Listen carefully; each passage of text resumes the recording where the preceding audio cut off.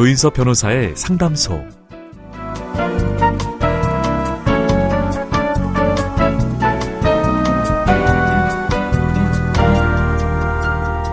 비행기는 이륙할 때 활주로를 달리며 전체 연료의 절반 이상을 사용합니다.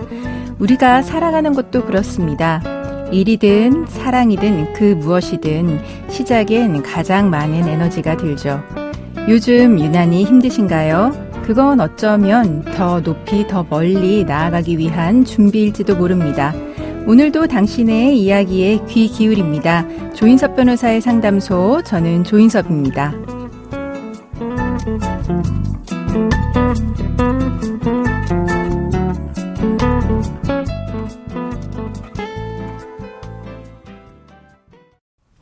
당신을 위한 로하우스 조담소 이준원 변호사와 함께합니다. 안녕하세요.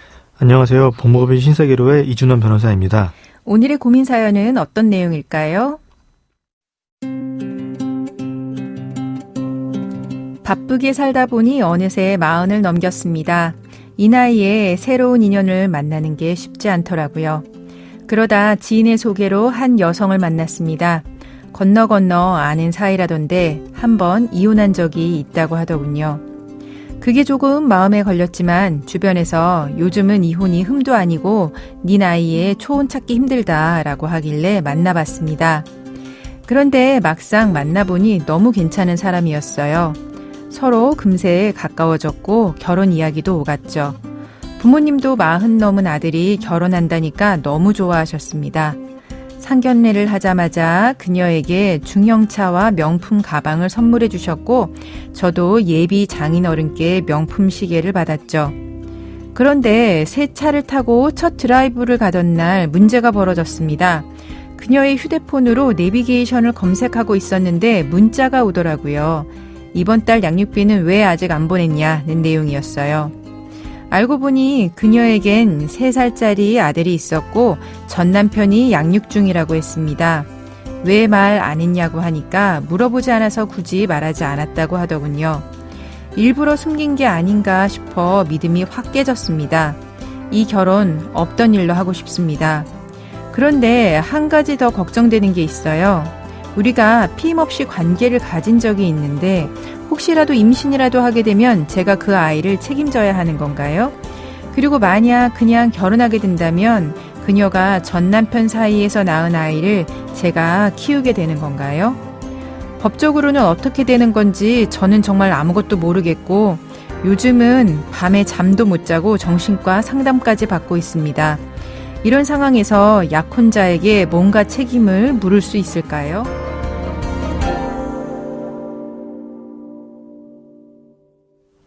조인섭 변호사의 상담소, 결혼을 앞두고 상대방에게 자녀가 있다는 걸 뒤늦게 알게 된 한 남성분의 고민 사연이었습니다.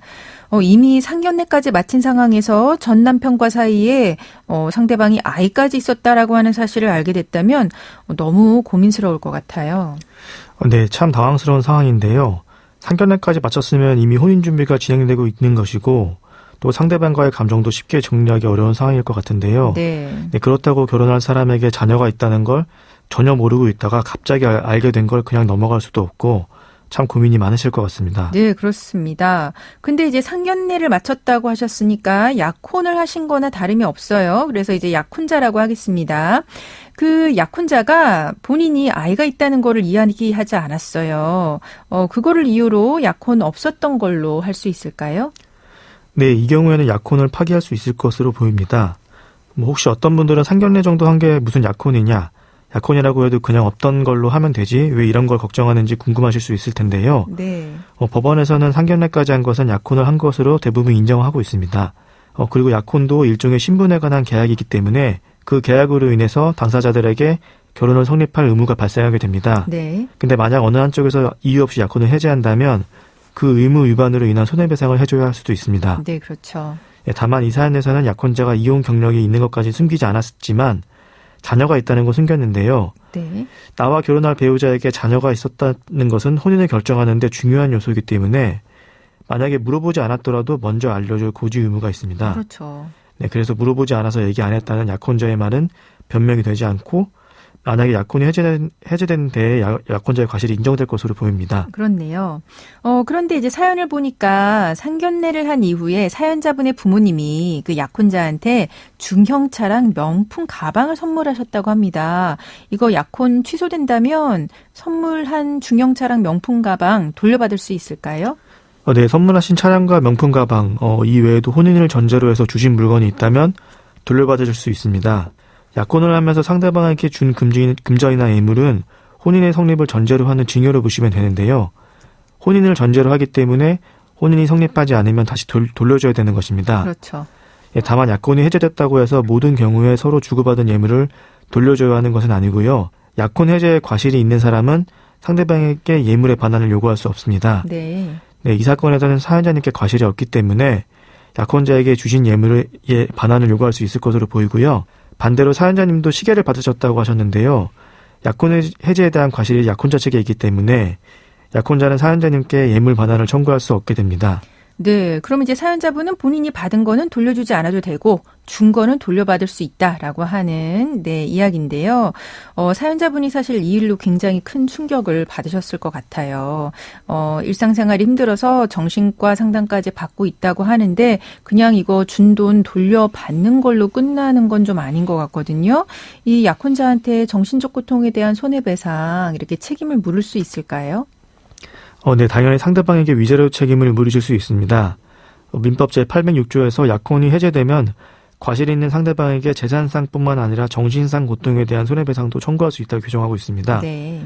만약 지금 정신과 상담까지 받고 계신다면 진료 기록 같은 것도 발급받으셔서 증거로 제출하시면 정신적 스트레스가 심하다는 것을 적극적으로 어필하실 수 있을 것 같고요. 그러면 손해배상이 또 많아질 것 같습니다. 그렇군요. 그리고 지금 사연자분 상대방이 임신을 하지는 않았을까 그 부분도 걱정을 많이 하시는 것 같아요. 만약에 이제 약혼자가 임신을 하고 출산을 한다면 그때는 어떻게 되는 걸까요? 만약에 약혼자가 사연자님의 자녀를 출산할 경우에는 일단 혼인신고 전인이 사연자님의 혼외자가 되게 됩니다. 이 상태에서는 사연자님이 자녀의 생부라고 해도 당장에 어떤 법적 의무가 발생하는 것은 아닙니다. 그래도 약혼자 입장에서는 혼자 자녀를 키우는 것이 부담이 되겠죠. 당연히 사연자님께 양육비를 청구하려고 할 텐데요. 네. 이때는 약혼자 측에서 먼저 인지청구의 소를 제기해서 사연자님을 자녀의 아버지로 인정되게 하고 양육비를 청구할 것 같습니다. 이렇게 된다면 사연자님께서도 양육비를 지급하셔야 합니다. 네, 그럼 양육비는 지급할 의무가 있다라고 이제 알아두시면 될 것 같은데요. 지금 사연자분 같은 경우는 이제 결혼을 이제 안 할 생각이신 것 같은데, 근데 만약에 결혼을 한다면 이제 약혼자의 이제 전혼 관계에서 태어난 아이는 어떻게 되는 걸까요? 전혼 자녀를 키우게 될 수도 있는 걸까요? 약혼자의 전혼 자녀는 혹시라도 양육자가 사연자님의 약혼자로 변경이 되면 같이 살게 되실 수 있긴 합니다. 네. 네, 그런데 이제 양육자인 약혼자분께서 이미 사연자님과 재혼을 하고 자녀도 출산한 상황이라면 전혼 자녀의 복리상 양육자가 변경될 가능성이 그렇게 크진 않을 것 같습니다. 그리고 약혼자의 임신 소식을 알고 그냥 결혼하신다고 하시더라도 혼인이 성립한 날부터 200일 후에 태어난 자녀가 친생자로 추정을 받기 때문에 네. 혼인신고를 언제 하시느냐에 따라서 인지 절차를 거쳐야 할지 그냥 자녀가 사연자님의 친생자로 추정이 될지 결정되게 됩니다. 네, 그렇군요. 그럼 지금까지 상담 내용을 정리해보자면 사연자분 같은 경우 약혼 파기를 하실 수 있고요. 부모님이 약혼자한테 준 예물은 돌려받으실 수 있습니다. 또 정신과 상담을 받고 계신다고 하셨는데 위자료 이제 청구할 수 있다라고 하는 거 알려드렸습니다. 지금까지 법무법인 신세계로의 이준원 변호사와 함께했습니다. 감사합니다.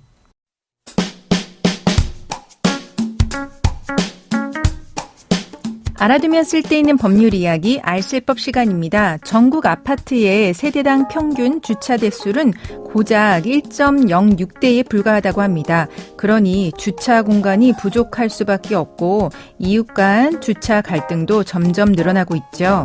그런데 이 주차 갈등 잘못하면 불법 행위로 이어질 수 있다는 사실 알고 계셨나요? 자세히 살펴보시죠.